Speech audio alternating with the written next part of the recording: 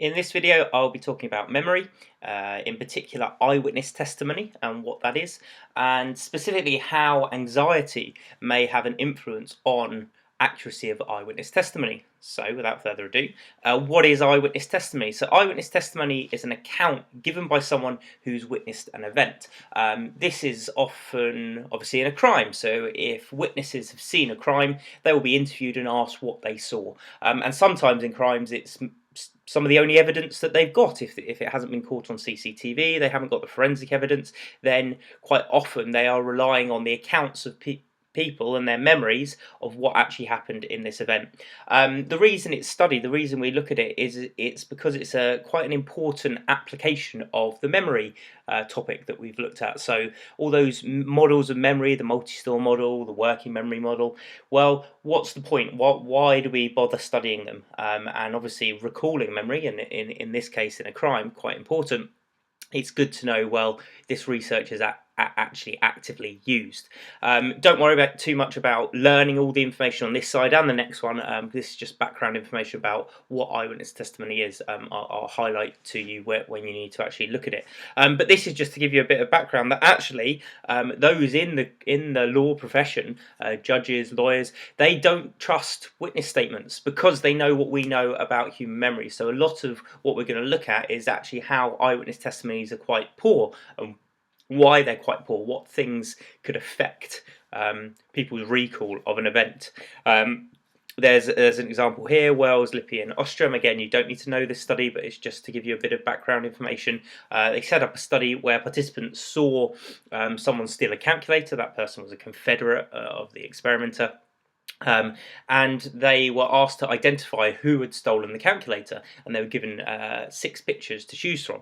And what they found is only 58% of the people actually identified it. They then did a mock trial and took it to court, and the people said, yeah, it was definitely him, I saw him steal the calculator. Obviously a healthy number, 42%, if my maths is right, got that incorrect, yet 80% of the jury believed the witness. So this shows that things can go wrong, and actually if they can, obviously people can go to jail, or in America even worse, the death penalty and things. So yeah, you have had examples of people being sent to prison or even put on death row due to bad eyewitness testimony, and that's really quite scary. Loftus, a key memory researcher, mentioned Larry Myers, who was convicted of rape. And that was from eyewitness accounts, but later when DNA evidence got better, they found that Larry was actually innocent, and so yeah, really scary. So it's quite an important topic, so that gives you a bit of background there. Why we're going to look at anxiety in particular then? Well, obviously anxiety has a big role to play. If we're talking about crimes, then anxiety is definitely going to come into play and have an effect on whether people can remember or not. And we need to think about, well, why that might be. Obviously, if the person, the witness, is also the victim, there's the fear factor there.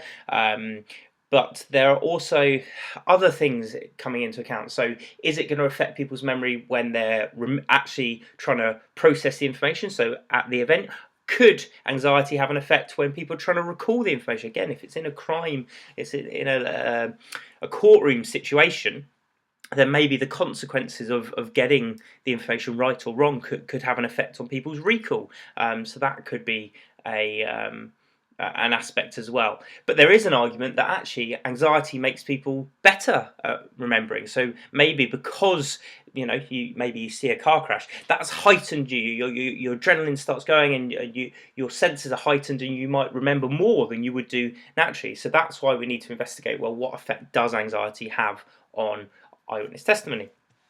So the first study, really important key theory in anxiety and eyewitness testimony, is known as weapon focus. So this is the idea that humans will pay attention to things that cause them a threat.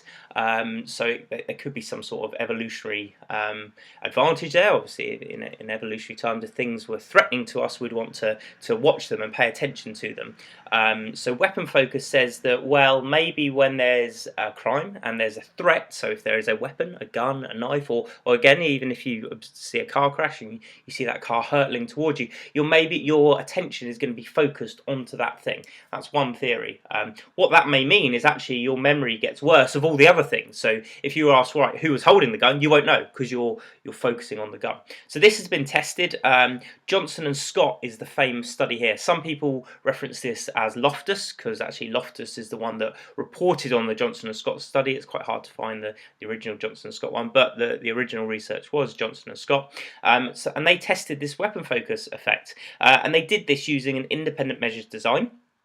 And they had two groups of participants. The first group were invited into the research, and while they thought they were waiting to take part in the study, they overheard an argument happening next door, and they heard glass smashing, and they saw someone then come out of the room holding a blood-covered letter opener or letter knife, and then run off. This was the anxiety condition. That's meant to be a highly anxious thing. They've heard an argument and seen what they thought was blood and someone running off. The other group, so it was obviously independent measures, different group of participants, overheard a conversation next door, quite similar to the first one. But it was less aggressive. They then saw someone come out of the room, and this time they were holding a pen in the similar way that the person was holding the blood-covered letter opener. It was covered in grease this time rather than blood, to try and it's a bit of a control, I guess. And they saw that person leave. And what happened then is both groups, after this event had happened, they were asked to identify the person that had come out of the room. And what did they find? Well, lo and behold, they found the participants in group 1, where anxiety was meant to be higher, their recall of the individual that came out of the room was less, so that only 33% of group 1 identified the culprit, whereas nearly 50% of group 2 did. So what that suggests is that theory about weapon focus, that we pay attention to the things that could cause us harm, that's kind of been, there's some evidence to suggest that does happen from this study here. And so the conclusion is that group 1 focused on the weapon, we're looking at the blood-covered letter opener, not looking at the culprit's face, and so their recall was worse. And so it suggests that anxiety, so weapon focus is a form of anxiety, has a negative impact on eyewitness testimony. It could potentially make it worse.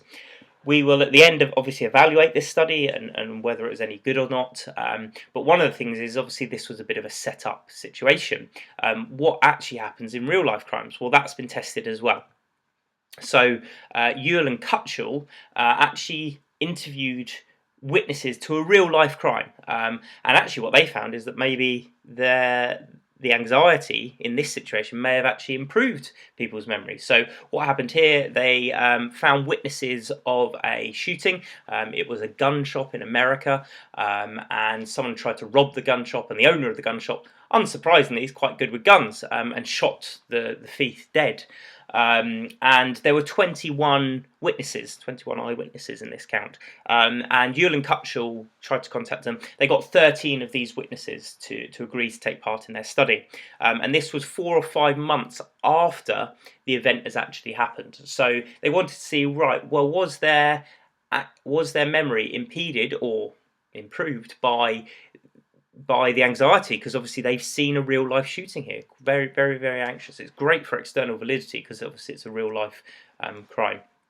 What they found was actually, their memory didn't get worse over time. The participants 4 or 5 months after the event gave a similar account to at the time, and so it suggests that they're remembering similar information, and they were about as accurate as they were before. And obviously they can corroborate evidence against other witnesses and other bits of evidence they might find.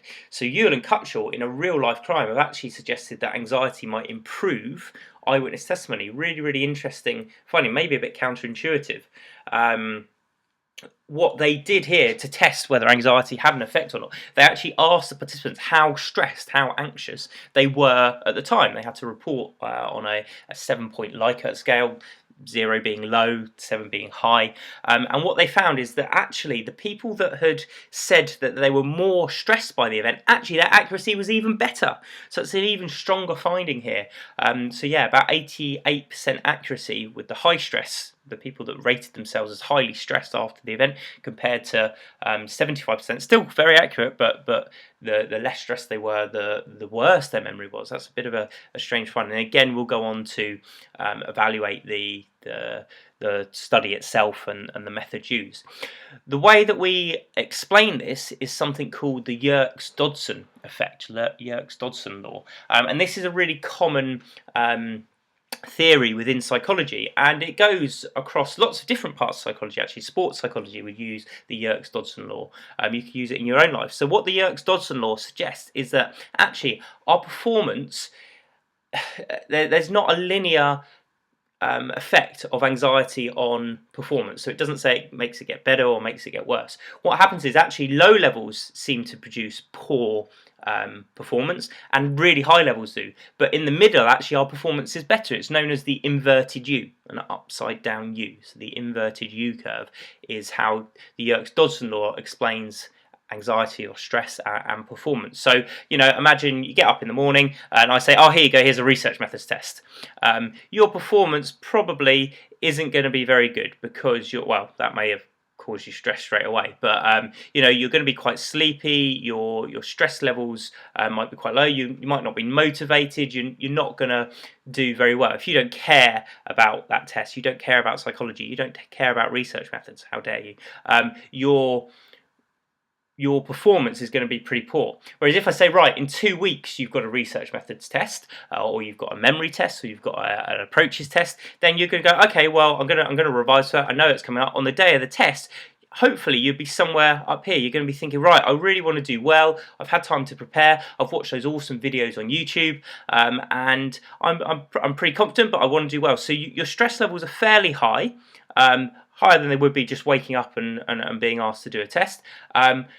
Hopefully they haven't gone over the other side, where you've got yourself so worked up, you're so anxious, you haven't watched those awesome YouTube videos, and your stress ends up being really high and your performance ends up being really low. So this is the Yerkes-Dodson. So you can maybe explain the Ewell and Cutchell findings using this. Actually, those that weren't really paying attention, that didn't really care about the event, their performance, and in this case that would be memory, would be quite low. Whereas those that have maybe seen the thief trying to rob the gun shop, suddenly they're fairly stressed. They're thinking, oh God, what's going on here? And actually their memory performance, it's kind of triggered something, and it's up here. They haven't yet got to the stage where they're so scared, so frightened, that their memory's turned off. And actually maybe that could explain other types where eyewitness testimony has got worse, that weapon focus. So that kind of explains it quite well. So Johnson and Scott and Ewell and Cutchell provide us with a couple of explanations and a couple of ideas on the effect of the effect of anxiety on eyewitness testimony. And it's not clear cut, as we can see. We don't know whether there is a positive or negative effect and the factors that are affecting these. So let's go into kind of evaluating both sides of this and see if that sheds any more light. So the first way, there's another study here that we can use as evaluation as AO3, and this was research conducted by Pickle in 1998, and this actually questioned whether the idea of weapon focus is valid. Pickle didn't think the reason that Johnson and Scott found the results they did was due to weapon focus. Pickle didn't think it was that they were focusing on the weapon. They thought it was the element of surprise, and actually if that's the case, then it's not anxiety. It's just that it's a novel situation. So Pickle tests this in quite a novel way. Very strange. So they asked participants to view a video of a hair salon, and different things happened in that hair salon. And the variations here were whether the thing that they were viewing, the item that they were viewing, that they were meant to be focusing on, was either threatening or surprising, and combinations of each. So, for example, they had a situation where they saw someone holding a pair of scissors. So this potentially is a threat. Scissors could potentially be a weapon focus. But in a hair salon, because that's where the environment, the video was taking place, that's not very surprising. You'd expect someone in a hair salon to be holding scissors. So that was potentially a threat environment where there's low surprise. You also had maybe a neutral Neutral item, so a wallet. Again, you'd expect to see a wallet, so there's low surprise there. You'd expect to see someone paying for their haircut, and it's neutral. It's not going to cause you any damage unless you spent too much on your credit card, eh? Here a week.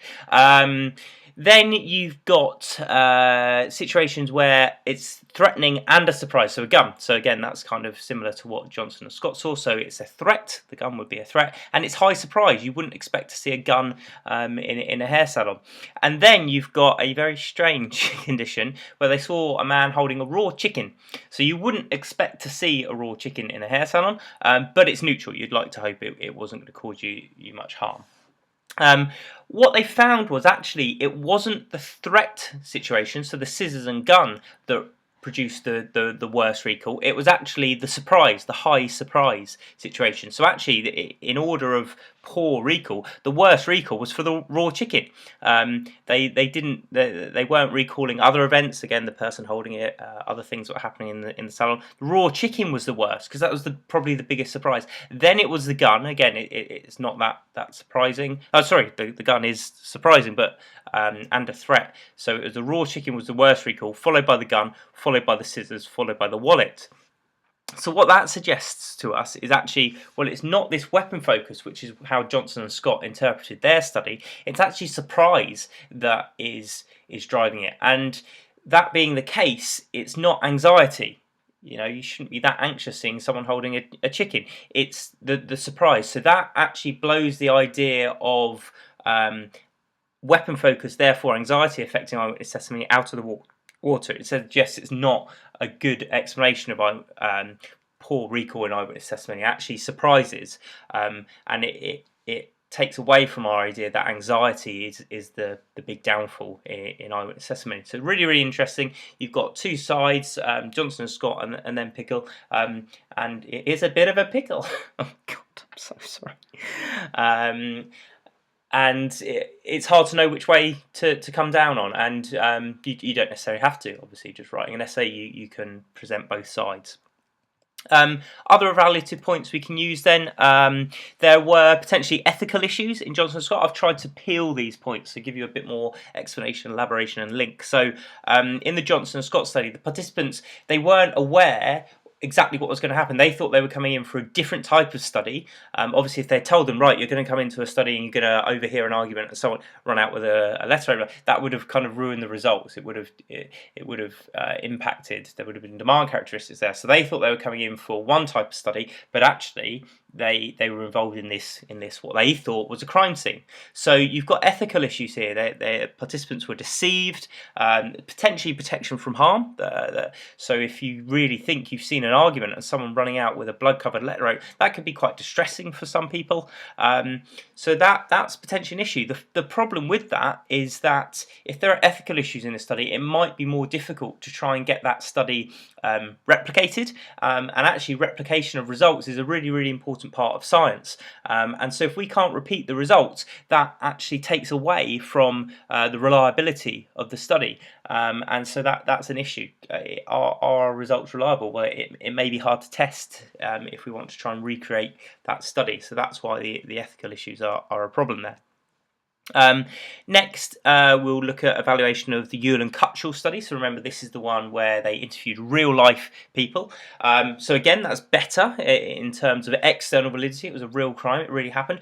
But what you generally get with external validity, you lack in internal validity. And actually what you could have found here was that there were extraneous variables that could have affected the results here. So these participants were interviewed 4 or 5 months after the event, and we don't know what's happened to them. There's no control. We don't know what's happened to them in that intervening time. Because they were real witnesses to a real crime, you know, they could have spoke with other witnesses. There may have been newspaper reports of this crime happening, which they would have read. They could have been interviewed by the police, and all of these things could have influenced their memory, their recall. They will maybe think they're actually recalling things that they saw, when actually they're recalling things that other people saw, and that's post-event discussion is part of the misleading information side of eyewitness testimony. So it's hard to know how accurate their memories are. So we don't know if we've got good internal validity here, and so this study may not actually be testing anxiety in eyewitness testimony. It's suggesting that anxiety improves eyewitness testimony, but actually it could be those controlling factor, extraneous factors, those other things. That it may look like their memory is accurate, but actually it's not, because they've gone over that event, they've read the newspapers and things like that. So that's an issue with that study. And finally, I'm going to leave you with the explanation of Ewell and Cutshall. Maybe there's an issue there. So we use the Yerkes-Dodson law to suggest that this is why anxiety is improving eyewitness testimony. But there's an argument that may be a bit too simplistic. So just saying that, well, if you've got the right level of anxiety, you're going to remember. Well, that's not it. There are lots of other things that could have affected it. So the individual, their thinking could affect their accuracy of their recall, their behaviour, their past experience of remembering events. There's lots of things that could affect it, and the Yerkes-Dodson principle is just focusing on that physical stress and saying that right level, that medium amount of stress is positive, and then too little or too high is negative. Well, there's a lot more to it. You could have a naturally stressed individual, and so if they have the same amount of stress, if that makes sense, it could push them over, whereas someone else it wouldn't. So there's lots of factors involved in anxiety, and it's too simple to say that this right level, this medium level of anxiety is beneficial for memory. And so what this means is that the Yerkes-Dodson explanation is potentially reductionistic. It takes a very complex idea and explains it very, very simply. And so what that means is it doesn't fully explain the impact of anxiety on eyewitness testimony. It's not good enough just to say that, yeah, it's going to make it better. So I hope that makes sense. And then just last, these are some past questions. This was actually from the old specification, but this is how this information has been assessed, so it may be worth you reading these and having a think of how you would answer them now you've heard what you've heard. So one question: outline research into eyewitness testimony for 6 marks. So it's obviously a description, it's AO1. You'd have to know enough about one of those studies. Hopefully you would be able to, either Johnson, Scott, Ewell or Cutshall. You could even Pickle would even be relevant there. And then explain why studies into eyewitness testimony have been criticised as lacking validity. So you'd need to speak about kind of the internal or external validity of one or more of those studies. There's also the fact that you can use the other side of eyewitness testimony, which is misleading information. So you've got Loftus and Palmer and things like that, and Gabbett, where people have seen videos of crimes, and there's an issue with seeing videos because it's very, very different to the real crime, and you'd be able to use that here. So hopefully that helps. Yeah, you'd need to watch the misleading information to have a full view of eyewitness testimony, and then you round that all off with the cognitive interview.